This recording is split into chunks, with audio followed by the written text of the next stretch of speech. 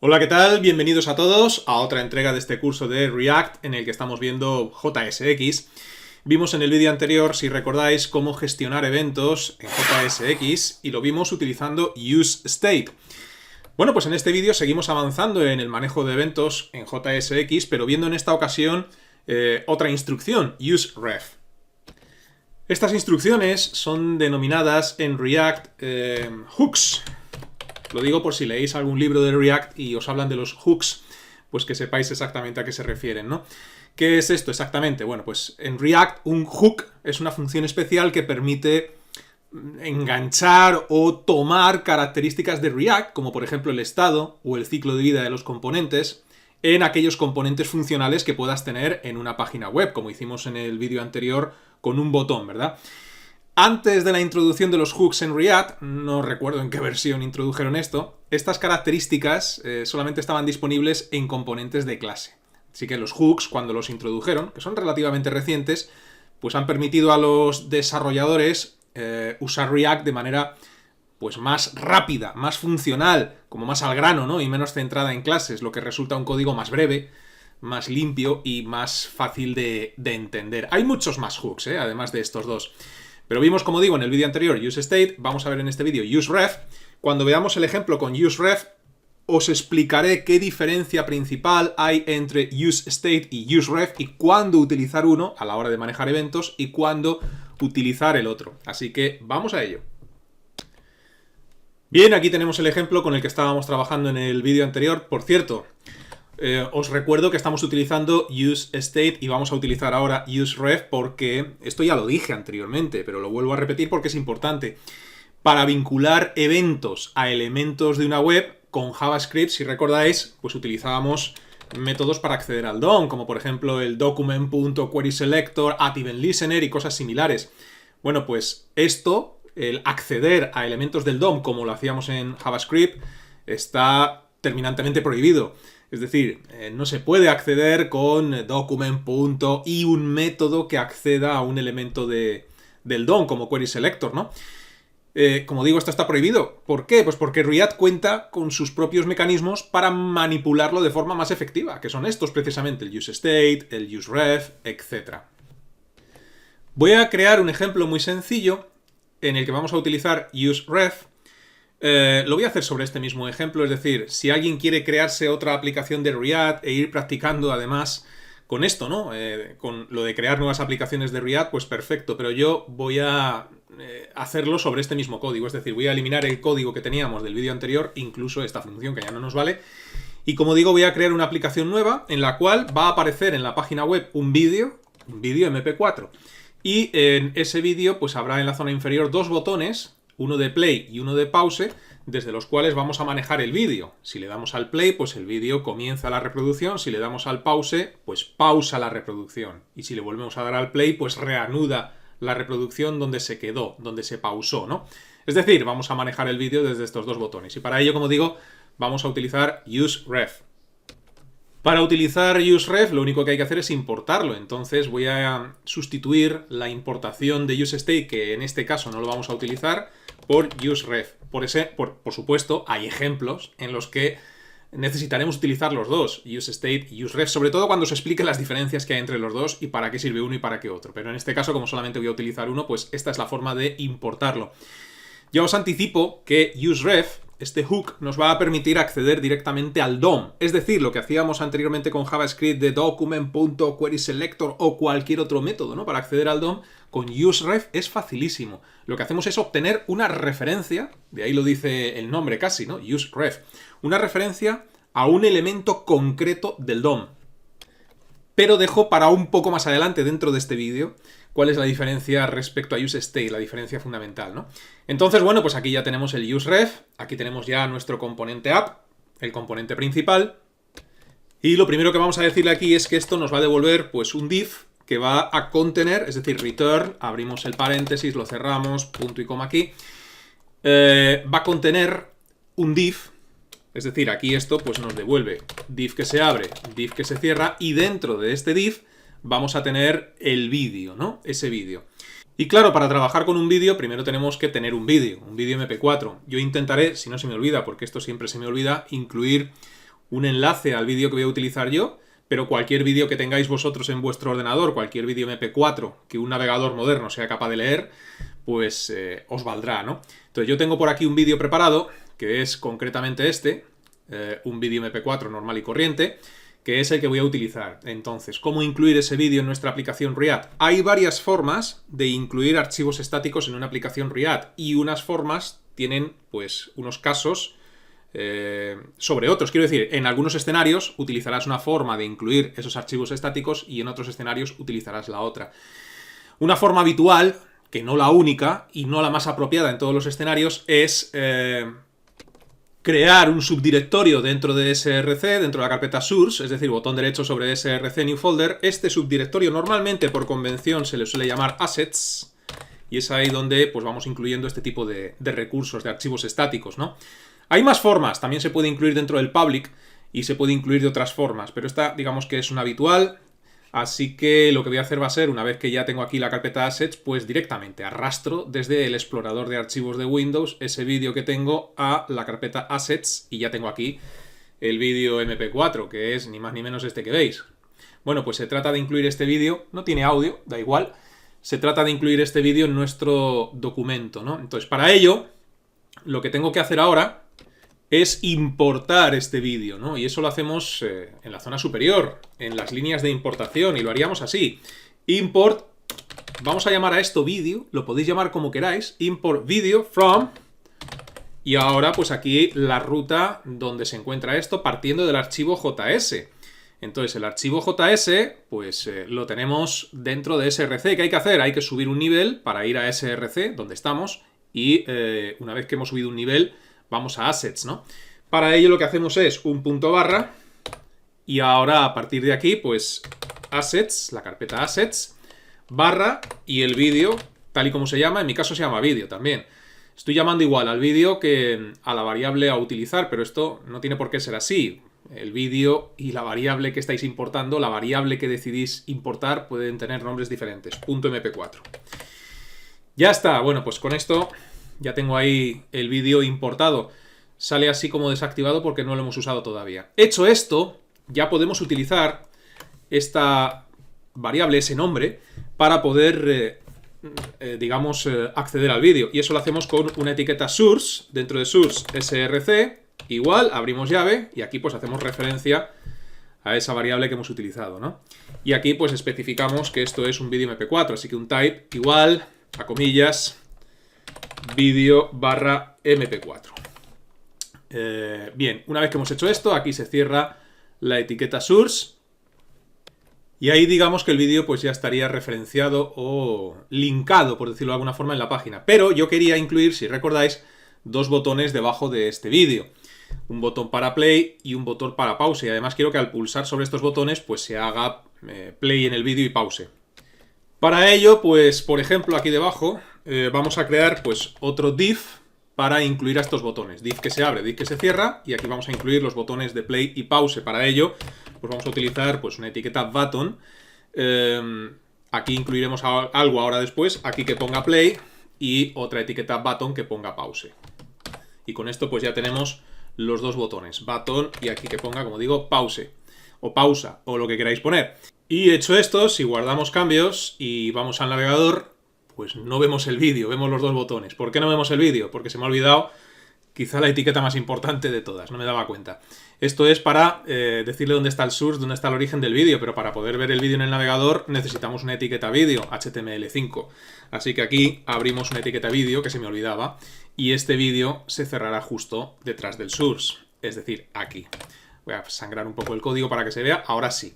Tenemos por un lado el vídeo, especificando el origen del vídeo, y debajo otro div con los dos botones. Lógicamente los botones no harán absolutamente nada, pero el vídeo ahora por lo menos debería verse. Si guardamos cambios y vamos al navegador, ahora sí, estamos viendo el vídeo y estamos viendo los dos botones. ¿Qué pasa? Pues que el vídeo es demasiado grande, lo voy a hacer un pelín más pequeño, y para ello, pues aquí en la etiqueta vídeo, pues le meto un width, por ejemplo, de 400 píxeles, es decir, width igual a comillas 400 o 500, veremos a ver cómo queda así. Esto me gusta más, así que ya tenemos el vídeo y ya tenemos los botones de play y pause. Bien, pues una vez que hemos llegado a este punto, lo que necesito ahora es referenciar ese vídeo para después crear las funciones que hagan play y que hagan pause. Pero lo primero es referenciar ese vídeo. Y es ahí pues donde entra en acción useRef, para referenciar ese componente del DOM, este vídeo concretamente, y poder bueno, pues modificar propiedades de ese componente. ¿Cómo hacemos esto? Pues dentro del componente, dentro de la app, antes del return, pues yo me creo una constante donde referenciemos pues a este vídeo, ¿no? ¿Cómo llamar a esto? Pues lo voy a llamar videoref, como lo podríamos llamar de cualquier otra forma. Y esto va a ser igual, y aquí viene lo más importante, a useRefNull. Si os acordáis, en el vídeo anterior, pues en vez de useRef utilizábamos useState. Ahora después, insisto, veremos las diferencias entre ambos, entre useState y useRef. Pero con esto he creado una referencia, a la cual he llamado videoref. Para que esta referencia haga referencia, valga la redundancia, a este vídeo, pues lo que tenemos que hacer aquí en la etiqueta vídeo es agregar el modificador ref y decirle que esto va a ser igual a la referencia que acabo de crear, que es videoref. Entonces, pues ya hemos creado una referencia al vídeo utilizando useRef. Entonces, podemos acceder a este elemento del DOM utilizando el nombre videoref, a este elemento del DOM, para modificar propiedades, manipulaciones, hacer las manipulaciones que queramos, quiero decir, etc. Y yo lo único que quiero es hacer play y pause, nada más. Así que, después de haber referenciado a este vídeo, pues me creo una constante a la cual voy a llamar pues videoplay. Podríamos llamar a esto también como quisiéramos. Y esto pues va a ser igual a una función anónima, la cual pues va a hacer un play en el vídeo, ¿no? Aquí punto y coma al final de esa llave. Y claro, ¿cómo tengo referenciado este elemento del DOM? Porque yo quiero que haga play aquí, en este elemento del DOM. Es aquí donde utilizo el nombre de la referencia. El nombre de la referencia es videoref, ¿no? Así que aquí pues le digo que en videoref me tienes que hacer un play. Y eso es videoref.current.play. Ya está. Y lo mismo para el pause. Como va a ser muy parecido el código para el pause, copio, pego lo que acabo de hacer y en vez de llamar a esta constante videoplay, pues la llamo videopause y aquí en vez de hacer un play en videoref, lo que tiene que hacer es un pause. Y ya está. Así que por un lado ya hemos referenciado al vídeo, por otro lado hemos creado las funciones que hacen play y pause, que es así de sencillo, y ahora lo único que hay que hacer es darle esa funcionalidad de play y pause a los botones que hemos creado antes. Pero esto es tan sencillo como agregar al botón del play dentro de la etiqueta button de apertura, pues el evento onClick, que lo tenemos por aquí, y decir que esto va a ser igual a videoplay, porque así es como he llamado yo a la constante donde se almacena la función que hace play, ¿no? Y lo mismo para el pause. Para escribir lo menos posible, copio, pego lo mismo en el botón del pause, pero aquí evidentemente tengo que llamar a videopause, porque así lo he llamado. Y con esto funcionará, y ahora después explicaré algo más del código. Funcionará si no me he equivocado y si no me falta nada, que creo que no, ¿no? Entonces vamos de nuevo a la página, hacemos play y el vídeo se reproduce, correcto. Hacemos pause y el vídeo pausa. Y si le doy al play, continúa la reproducción donde se pausó. Pause, play, pause, play. Pues ya está, funciona perfectamente.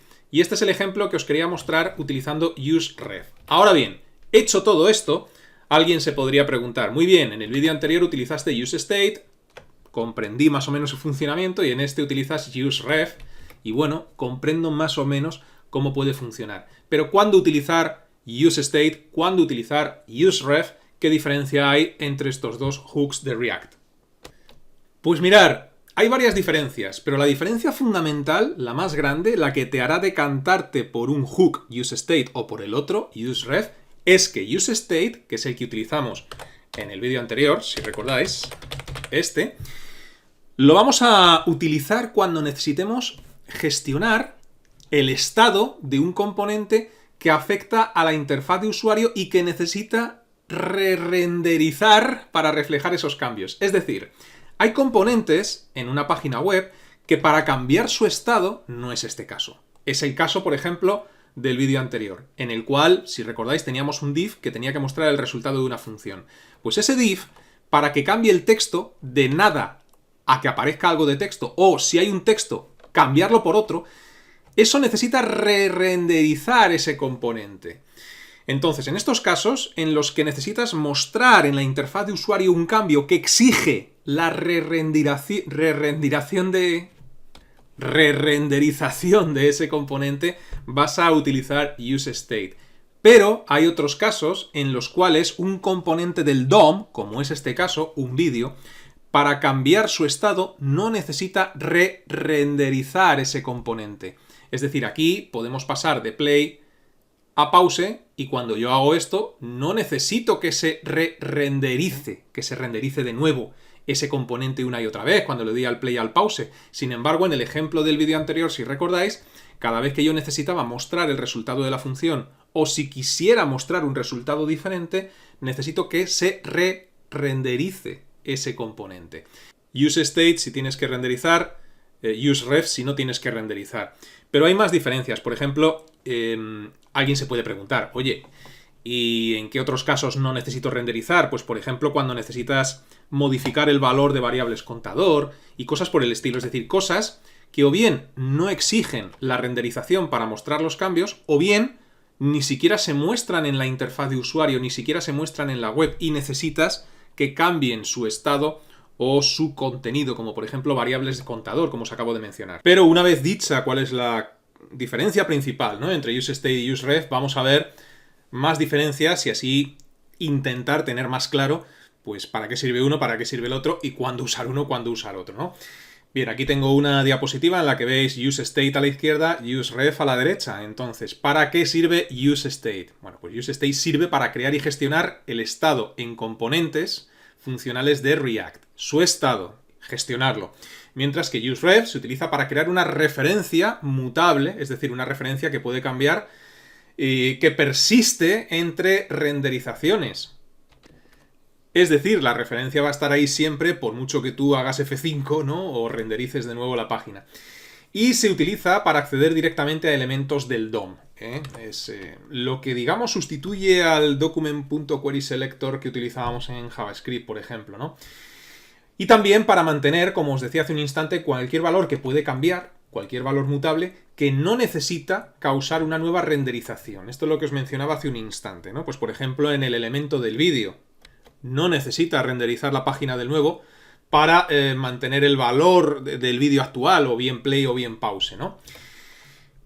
¿Cuándo se usa useState? Bueno, pues cuando necesitemos que un cambio en los datos del estado, de un componente, provoque un re-renderizado, un re-render de ese componente.